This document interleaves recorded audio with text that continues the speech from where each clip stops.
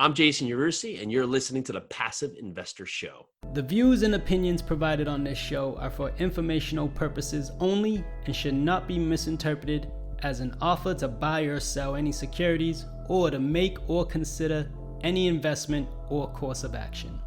For more information, please go to passiveinvestorshow.com.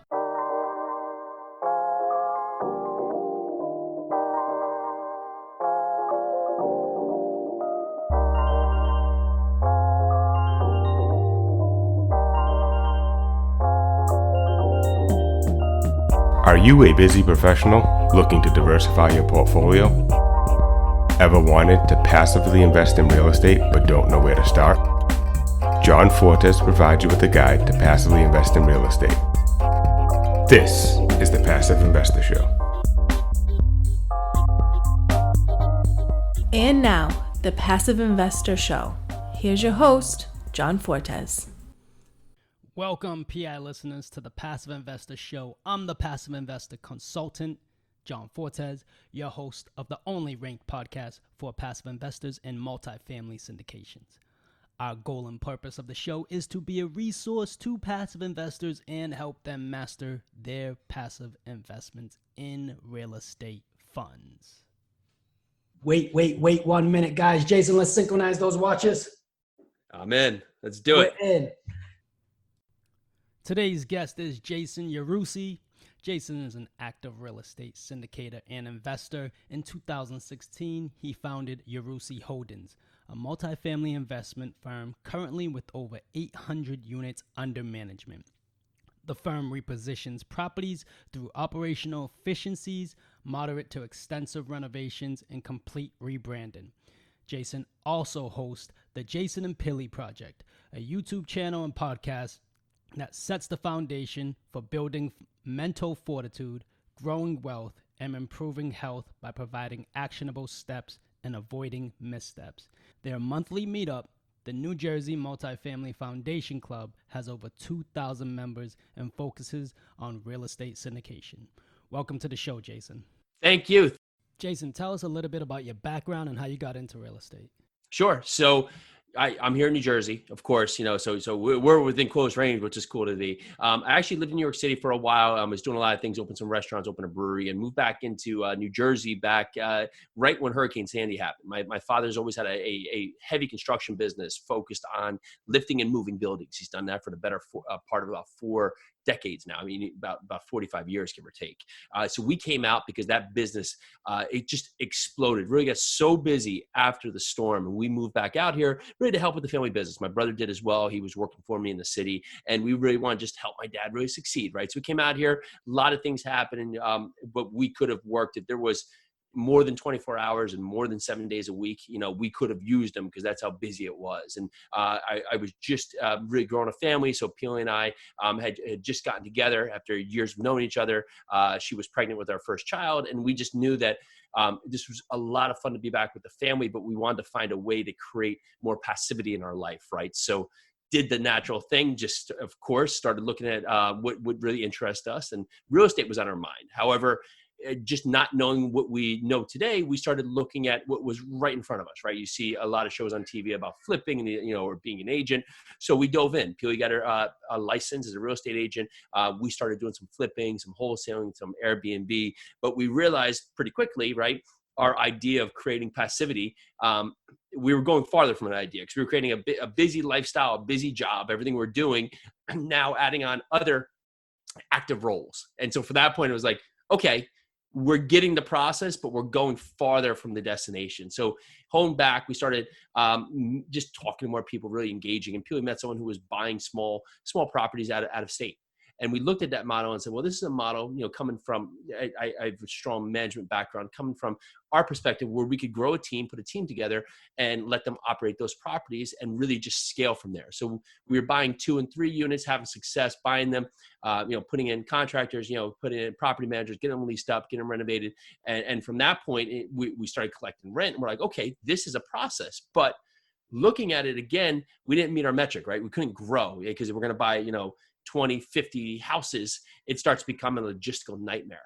And somewhere along the line, I had come across people buying apartment buildings. And that's where this series of events, and I hope you can hear my cheering background out there, but the series of events came up here where we looked into large multifamily. It made absolute sense to me. And I brought the Pili, and it was a big undertaking for her, because sometimes I'll throw out ideas and we have to have that understanding, is this meeting where we want to go? And so she said, okay, let's see what it can do. We sold all those properties, got out of them, and then started finding out everything we could about large multifamily. Who are the people that are doing it successfully? What's the model that we can follow?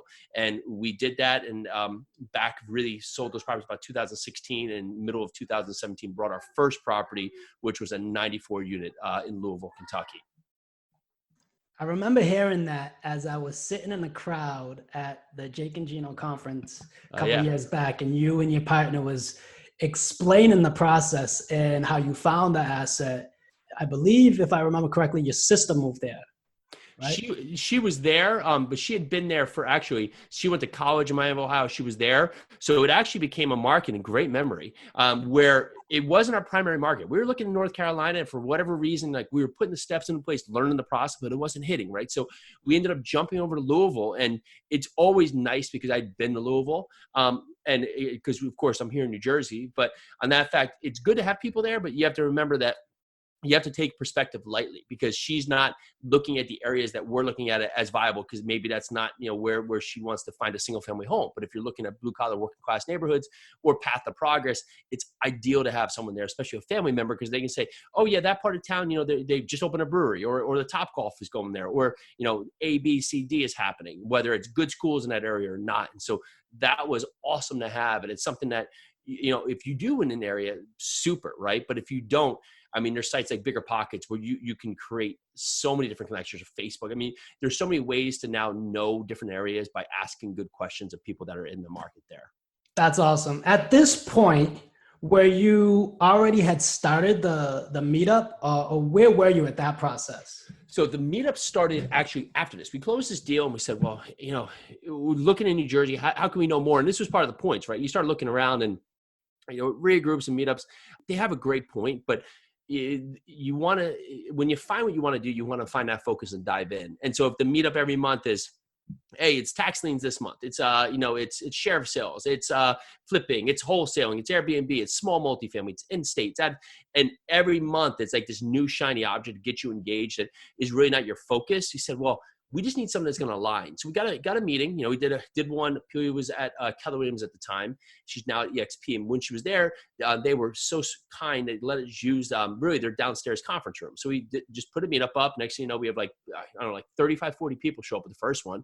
And we just started talking about how we got the first deal done. Like, we'd go 1 month on, finding a market, next month on talking to investors, next month on, putting a deal structure together, next month on due diligence, next month on underwriting. We would just talk about it, and it just continued to grow and grow and grow, because we were focused, right? We were on that point, and it provided so much value, just like, the podcast, right?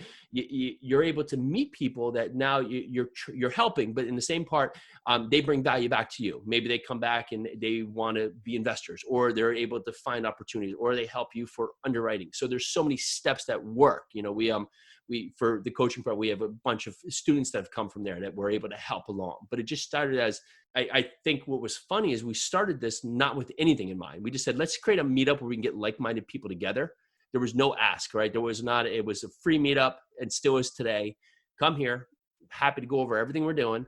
And on that part, hopefully it can help, and we'll learn something probably along the way, which we always do. I love it. I love it. I love it. So the 94 unit, 93 unit, I can't remember exactly, but you started working with passive investors. Mm-hmm. Talked about that experience on your first time working with passive investors and what you learned from that experience. Yeah. So it's always good, right? So you're only as good as the questions you can ask and the questions you can get back, right? So you have to start somewhere, because you learn by asking questions and getting the feedback, and then continuing to improve, right? I find that the one thing we did, which looking back was so, and I always do this even to today, is that you can't get a deal and then go talk to people, because then you need money. And that's just a hard, if I came to you, hey, John, I got this deal, I need your money. Well, that's not fun for me. It's not fun for you, right? Because now you're in need. Instead of me saying, John, we're in this space, we're looking in the space, and this was especially new into, we haven't done a deal yet. So we were talking to our circle, right? The people that are around us, our friends, family, our network, and just saying, we're going all in a multifamily. We're really focused on this space. We really like this space for these different reasons: cash flow, appreciation, depreciation, tax advantages, debt pay down. And we're targeted on the Louisville market. Oh, why Louisville? Well, these are the points. There's a very diverse business structure there. There's a lot of jobs. It's growing population. We focus on these submarkets because there's a ton of blue collar workforce need of housing, and there's an undersupply, vacancies low, and we're looking for this type of property. And what we did is we created the avatar of the property, right? That we wanted. We were showing them a mock deal and basically presenting a deal and showing them how we plan to structure the deal when we did find it. Because for most times when people say, I got a deal, and then they come to an investor who maybe is just in the stock market or in bonds or anything else, but that investor's never heard of this or hasn't known this is open to them. And it's too much for that person to take on. So that person automatically just says, it's got to know already because it's too much for them to learn right now because you have about 10 steps. So we basically talk to the investor, see the questions, we'll leave them with that one sheeter, and then continue to follow up for the next couple months as we get further and further with the process. So yeah, we've been looking at this property, we made some offers, and we're diving into these things. So when we go back and we find like the 94 unit, we can now go back to the investors and be like, remember we were talking about those properties, and we would always leave the initial conversation to see if there was interest at least, and if there was, get like a source of what kind of investment they would potentially make. This was beneficial, right? Because you have 20 talks and you find you can raise $2 million. Well, now you can feel with confidence here that you haven't put any money away, but you can at least go out and offer on a certain type of property. Whereas if you have no talks, you don't know what you can do. So you're just hoping you can. And that's where we see a lot go awry when people take it that way. I found a property. Let me hope I can raise this money and get qualified for this debt. Where we'll do it opposite, get all the banks in line, understand what kind of loan, we could qualify for, and then potentially how much capital we can raise. And then we can go after that type of deal. Right. And then we just continue to build that back. So we'd go there, and then when we find the opportunity, we'd take it to them, but we'd already done that track record. And it wasn't, hey, here's this deal. Let me teach you about apartment syndication. Let me teach you all these points. We did that pre-deal so investors can make wise choices, and we could also understand if we can help them. Right. So my deal could be the best thing in the world, but just not right for them. Right. If they want anything, you think of it. If they want a short-term hold, 6-month hold, not the right deal. If they want to be active, not the right deal. If they want it to be in New Jersey, not the right deal. So we want to make sure that we're talking to them to see how we can help them, because sometimes we just think our thing's the best, right? But yeah, it might be great for us, but everybody has a need, and you want to talk to that need, see if it works for their need. I love it. You're basically explaining the grooming period, plus where the capital is coming from. Are they migrating it over from a 401k account to a self-directed? Are they divesting out of the stock? How are they coming and transitioning into these type of investments? That's an important factor. And sometimes that's a decision within itself. So thank you for walking us through that, man. I appreciate that. Yeah, 100%. Because there's different opportunities out there, what do passive investors get by investing with Yarusi Holdings? So ideally, it comes down to, and we're actually talking on our live show today, is that it really, say what you do and do what you say, right? And that's the important part. We can do our best to prepare on every point, because return of capital is the most important thing here, right? But in that fact, I may not know all the answers, but if I don't know the answer, I have done as much legwork to that point. I will find that answer, and I'll give you a reply on when I'm going to get that answer. So, hey, John, you asked this question. I don't have the answer. I'm going to find this answer. I'll follow back up with you at the end of the day. End of the day comes, I haven't been able to source the answer yet. John, I'm still working on this answer. I'm going to follow back tomorrow. And you do that, where the lack of communication seems to be something that drops off lots of times. So keep them informed, and monthly updates saying, hey, this is what's going great. This is what's not working to plan. This is what we're doing to pivot to correct that. I love the fact that you wanted to create passivity is the word that you used. And I love that word. I love that word. I haven't heard it till today. It's awesome. And you've created it and offered it to other people. I love the fact that you've built this for not only solving a problem for you and your wife, but also for other people. What other benefits are they receiving outside of that as a passive investor? So you have to look at what's going to work for them. And of course, you have to talk to their tax accountants. Like if they have a self-directed IRA, the depreciation is not going to pass through, right? So we'll do a cost segregation report, which will basically push forward depreciation. So if they have other passive investments that are really, they're getting taxed, if they're in a high tax bracket, this can push off and offset some of those taxes. Of course, there's cash flow. So there's money getting put to work, and then they have the opportunity to be part of the upside, right? So not only are they getting cash flow based on their split, they're getting a preferred return. And then on that fact, they're being part of the deal, part of the profit when the property does sell. And then that you look at, there's other tax advantages that may play out based on what they're doing for their accountant. And then anything comes from there. You have forced appreciation where you can go into a deal and it's an asset-backed opportunity compared to a stock market where, there's a big board of directors. And, if you're not liking what Apple's doing, there's not much that can be done, right? So we have more opportunity to correct or perform with the asset because it is backed to an actual property, where the stock really, it goes like AMC theaters might go down, like they go down. Like there's nothing, that it's going to go to zero, the stock. I love how you touched on a few points of basically the 5 ways you're paid in real estate, with the loan pay down, the tax benefits, appreciation, cash flow. And I'm missing one more, but it's literally the 5 benefits of and how you get paid in real estate. And I love that. Jason, what's something you had to implement quickly for your passive investors, whether it's software or a communication letter or a newsletter? What is something you had to implement? Yeah, so I mean, it's constantly, pushing to improve, right? So putting in a email newsletter, just a newsletter template that could be proficient, just to do monthly updates, continuing to improve on the software. We're actually bringing on a new software right now to work with the syndication that they can have a portal to go into. We're putting that together as we continue to grow. So it's really steps at a time to continue to make this a more seamless process for the investors. And so as that happens, it will continue to be a learning and process. But, as things can continue to improve, we're always looking. I never want to be Blockbuster where I assume that everything's going to be, stay status quo.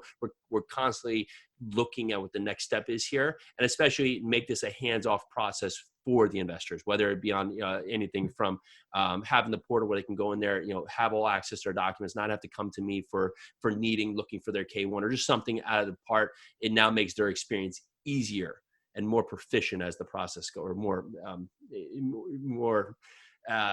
seamless, instead of having them need middlemen or other steps. I love it. It's the experience, giving the investor an experience, a passive investing experience that is easy and efficient for them.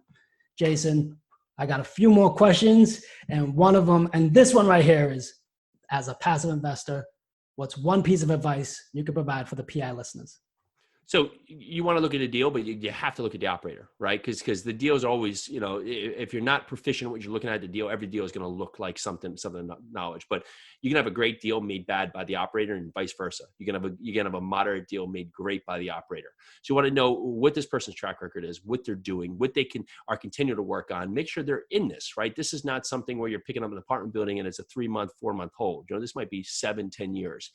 Are they in this field where they're committed, or is this something of a shiny object that's a new space, they're jumping into it, and then, okay, let's see where that goes. So you always want to look at that to say, okay, what is their background? Who have they built up as their team? Their team is almost as important as the deal, right? So are they a one-man show and they're going to have to, at something's going to drop off? Are they something where they now have other people, if they haven't done this before, that are guiding them, acting as mentors, or happening there? So you definitely have to hone in on the operator. Because it's okay if they haven't done a deal before, but what has been their background doing other things?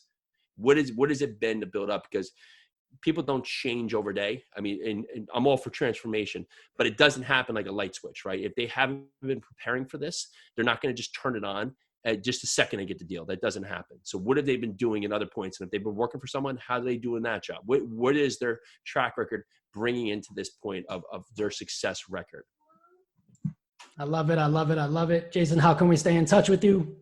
Awesome, man. So go to Instagram, Jason Yarusi. You can see us over there. Jason and Pili Project podcast. Would love to have you guys check that out.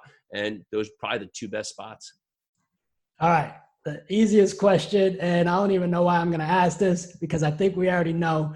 What is the meaning behind your company name? It's my favorite question to ask. What, Yarusi Holdings? Yes. Yeah.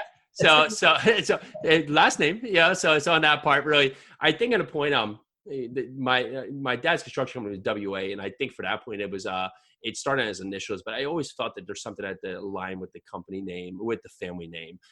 You want to continue to carry it forward, and we do this even with the kids. We do the meetups. It's big to talk to the family that we're not doing this to take time away from them. We're helping other people get to an agenda and get to a goal, and helping them push forward their life, and to continue to have that talk track that this is what we do, not only for us, but as a family. We are here to see where we can help benefit others. And it's more when you can give out, you get back in droves. And to teach the kids, especially, they're young, 5, 3, and 1, that you always want to look to see how you can help.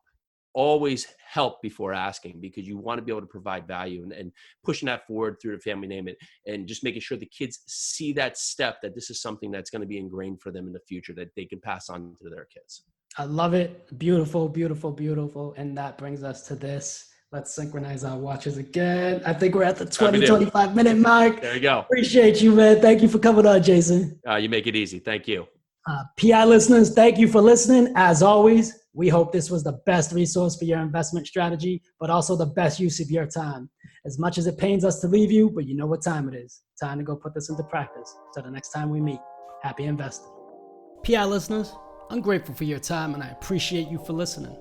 It would mean the world to me if you went to iTunes and left a rating and written review. Let me know how you feel about the show. It really makes a big difference with getting the podcast out there. Don't forget about our Facebook group, where all of our guests are members of. I'll be there to answer any of your questions, or even questions you might have for future guests. Subscribe so you can get the latest episodes and our fan favorite quick hitters. Finally, I want to keep you updated, so head over to johnfortes.com and sign up for the newsletter. If you're interested in partnering with me, sign up on the contact page so you can talk to me directly. I look forward to connecting with you. Happy investing.